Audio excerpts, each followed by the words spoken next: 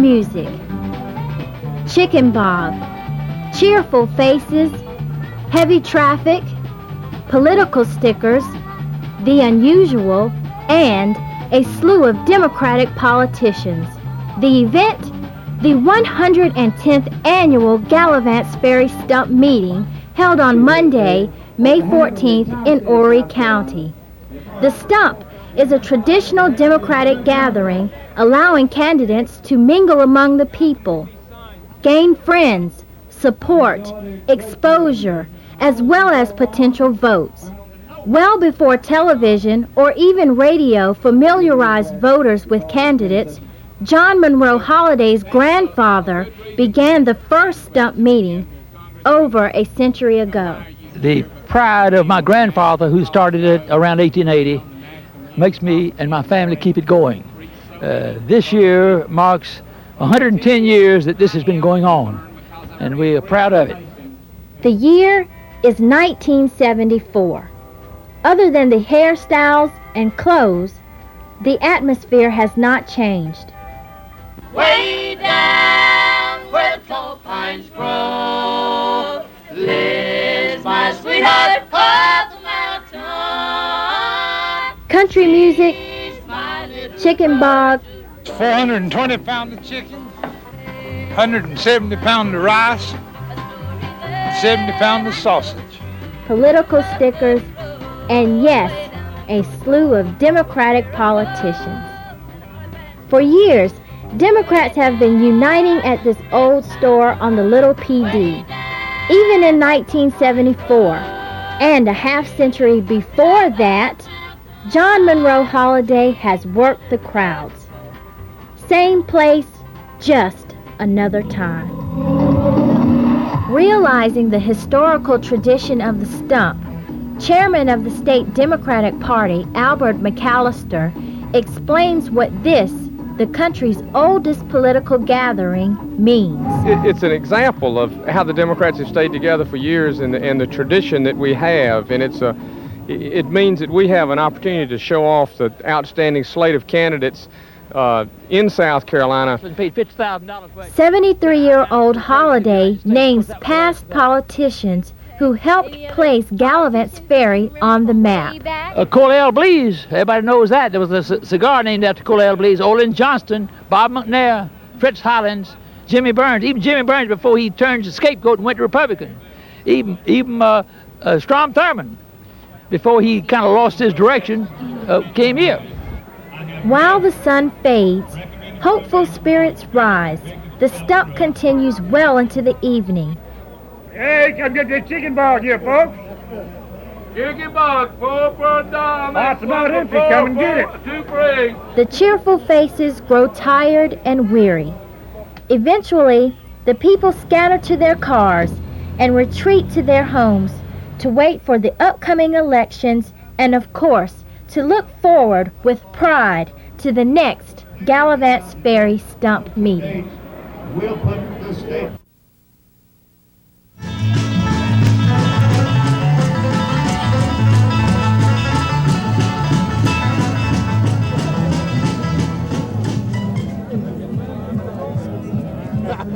He's been in Conway with you, David. This is one of my constituents from my county council district. Yeah, good to see you.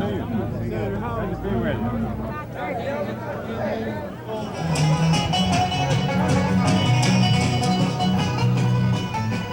Pretty girls across here. Everything runs pretty smooth every year, though. We never had any problems yet. Nobody ever been hit eating pedestrian or anything. Because John Holliday, he sends out invitations all over, several 100,000, I think. He just sends them to everybody. Of course, he has a good turnout every year when they have one.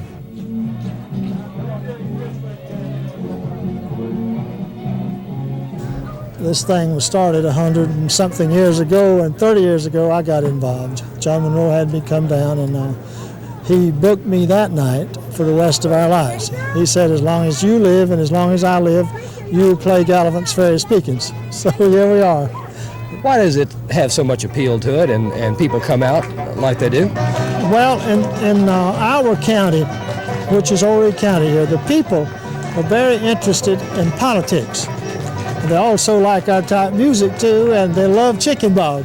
So you kind of put it all together, and it just, you know, kind of makes one great big happy event. Chicken bog, $3 under the big top. We come to feed you, not bury you. Come on, get your stomach full. Chicken bog, $3. Well, I'd say this is about the night that I've prepared here. 2 years apart, you see, we make 18 years. Is it a hungry crowd that shows up? Oh, yes, sir. They bring the appetite and I furnish the food. What's the secret to making good chicken bog? Well, it's like everything else. You got to put your full time in it and try to do the best every time. Instead of getting slack, you got to do better. Do you ever have a chance to listen to any of the speeches, or are you too busy back here? Well, I never get out there because I always have to stay back in the cage. If somebody had never been to one of these stump meetings before, what would you say to them? How would you describe it to them? I'd just tell them that it was a big bunch of people that was interested in eating and politics, and having a good time with their friends and neighbors. Congratulations to all the candidates. I appreciate you participating. It's great to be down here in Horry County with you. Thank you very much.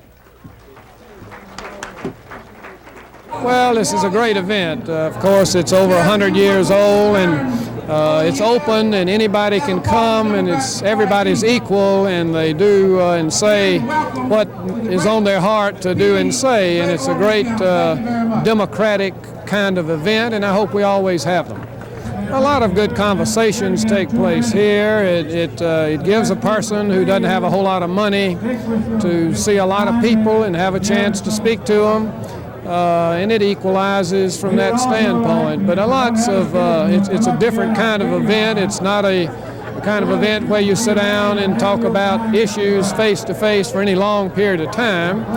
But it's very healthy in terms of people getting a feel for the democracy and a feel for being part of an important process. And it serves a great purpose. And I come here every time they have it, and I hope always will.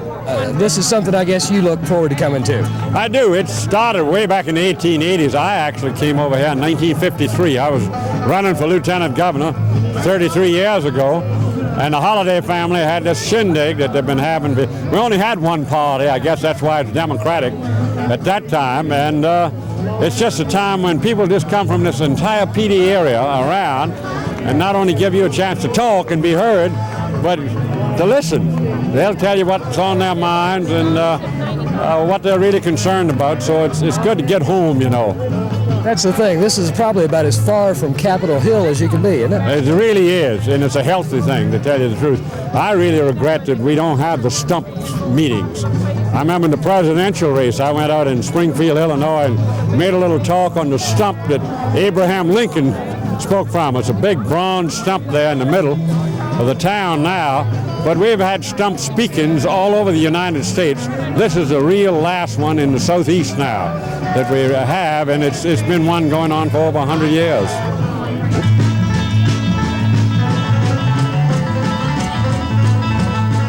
Well, that's a modern thing. But a regular hamstring tie, you had a rawhide thing with a lump on the end. But that's a good set of harness. You don't see harness like that all around now. That pair of mules, he works them every day, but that's a Sunday harness. He don't work them in that harness.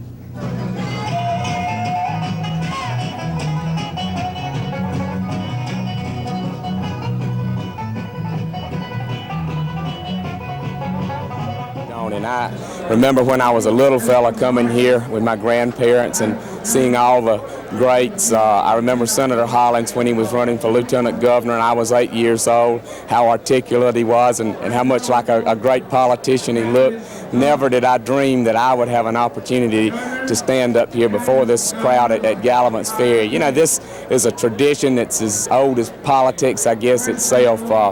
Mr. John Monroe Holliday and his family have put this on for over 100 years now. And it's something that all of us who are running for office really look forward to. It sort of gets our people involved. You see people with the T-shirts and the banners and the hats. It really kicks off the political season for all of us, and something I hope will never go away.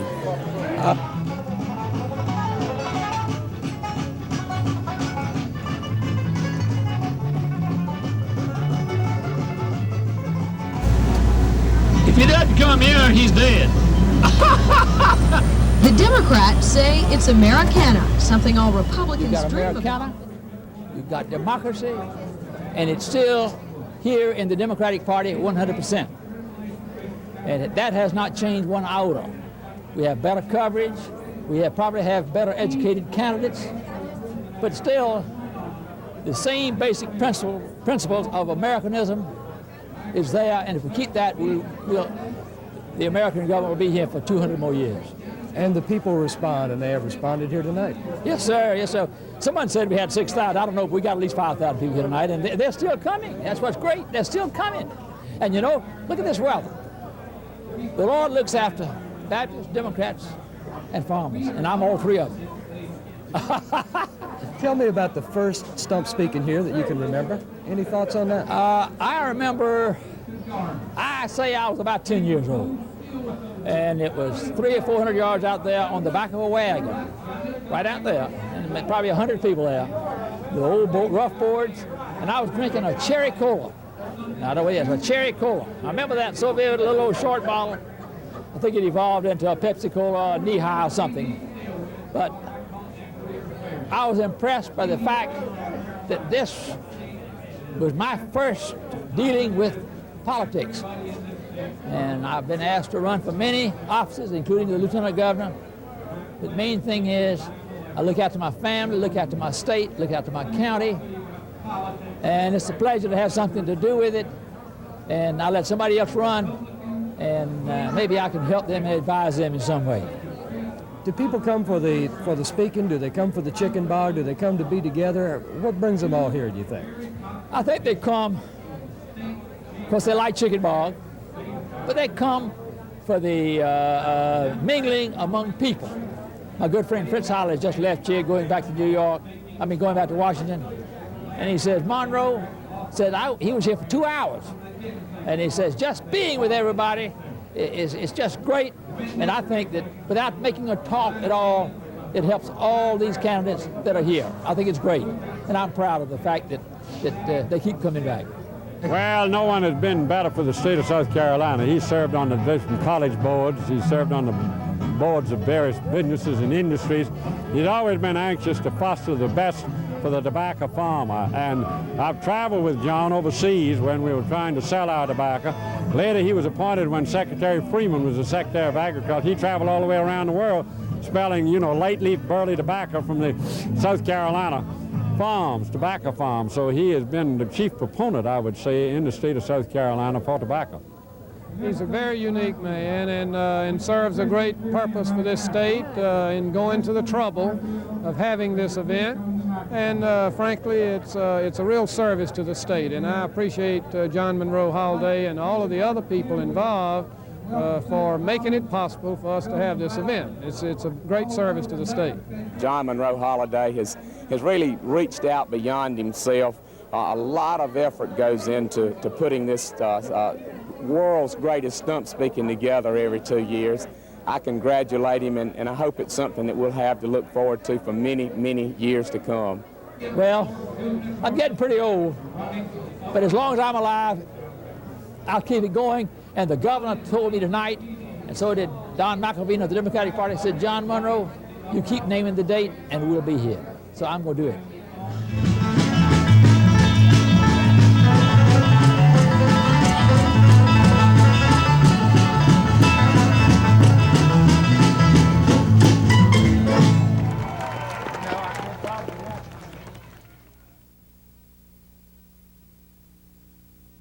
This is the P.D. River. In Galivants Ferry, South Carolina, they still baptize in the river. Population 60 in town, plus other creatures. The leading citizen of Galivants Ferry is John Monroe Holiday, tobacco grower, storekeeper, Democrat. A Democrat